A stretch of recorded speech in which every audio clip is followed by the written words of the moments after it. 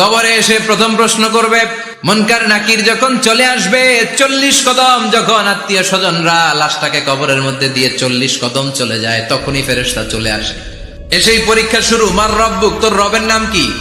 আমরা বলবো রব্বি আল্লাহ। দ্বিতীয় প্রশ্ন, ওমা দীনুক, তোমার ধর্মের নাম কি? আমরা কি বলবো? তৃতীয় প্রশ্ন, বিশ্বনবীর চেহারা দেখিয়ে বলা হবে, আতারিফু হাদার রাজুল, এই লোকটারে চিনো নাকি?